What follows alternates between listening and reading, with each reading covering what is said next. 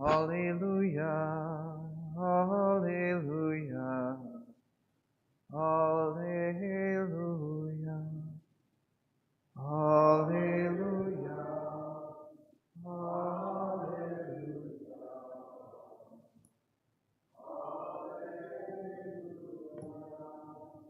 The Lord be with you. A reading from the Holy Gospel according to John. Jesus said to his disciples, I am the true vine, and my Father is the vine grower. He takes away every branch in me that does not bear fruit, and everyone that does he prunes, so that it bears more fruit. You are already pruned because of the word that I spoke to you. Remain in me, as I remain in you. Just as a branch cannot bear fruit on its own unless it remains on the vine, so neither can you unless you remain in me. I am the vine, you are the branches. Whoever remains in me and I in him will bear much fruit, because without me you can do nothing. Anyone who does not remain in me will be thrown out like a branch and wither. People will gather them and throw them into a fire, and they will be burned. If you remain in me, and my words remain in you, ask for whatever you wish, and it will be done for you. By this is my Father glorified, that you bear much fruit and become my disciples. The Gospel of the Lord.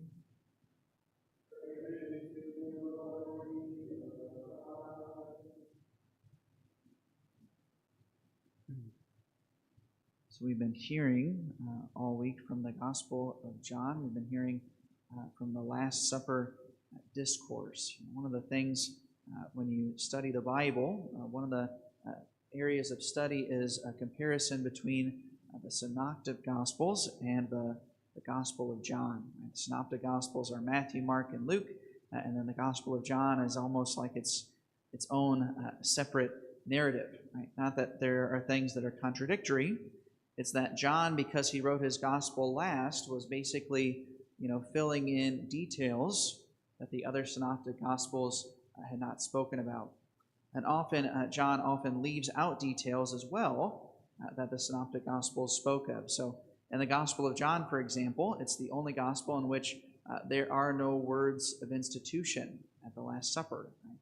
And yet there are multiple chapters talking about the teachings that Jesus shared with his disciples at the Last Supper. Right? So that's what we've been hearing from this week. And today I was struck at some of the ways that Jesus spoke about what his disciples needed to do after he would be gone.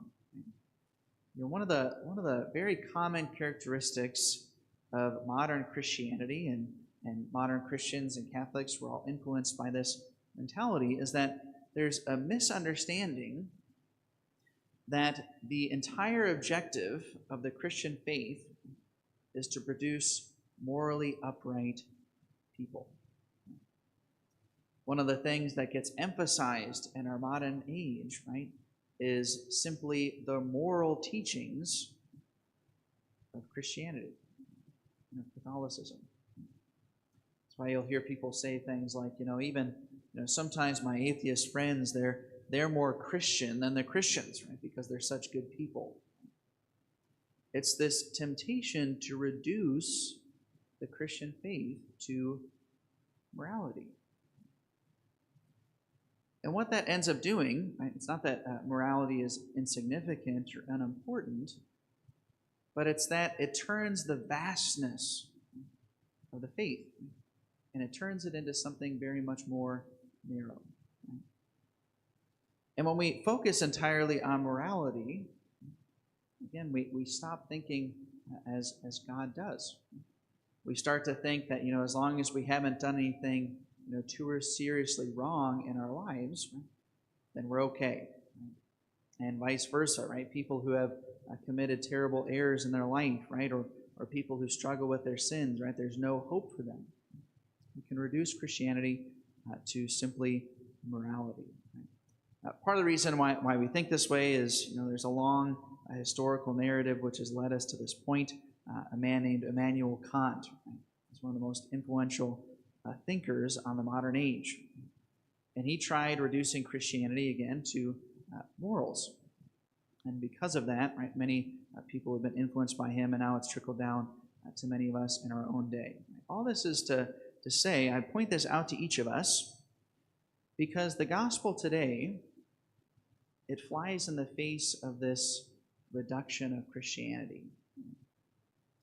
Jesus, in his Last Supper discourse here, he was not asking his disciples to be morally upright people. Instead, he told them two things specifically. He told them that they were to remain in him. He is the vine, we are the branches. And in order to remain attached to the vine, we must remain in him. Earlier in the gospel, when Jesus was talking about the Eucharist, he said that he who eats my flesh and drinks my blood remains in me, and I in him. And so one of the central teachings of Jesus to his disciples was that they needed to remain in him. Some translations will say abide. In modern Catholicism, right, the phrase we would use this is we would say we must maintain communion with Christ. Many of you remember the old, moral theology phrases, right, about a state of grace. A state of grace means that we are in communion with Christ. We do that through receiving the Eucharist. We do that through being members of the church. We do that by avoiding mortal sins that would rupture that communion. Many modern evangelicals, when they talk about a salvation or they talk about getting to heaven, they put all the emphasis on just an assent of their faith to God. But really what allows us to be saved is our communion with Christ. Christ is the one who triumphs over death. And the only way that we also triumph over death is by being in communion with him. So this emphasis on communion. You see that here. We also see the emphasis about the vine and the branches, that Jesus puts an emphasis, again, not on simply avoiding wrongdoing, but the emphasis is on the fact that we are to bear fruit. To bear fruit. Again, that's a warning and a consolation to each of us.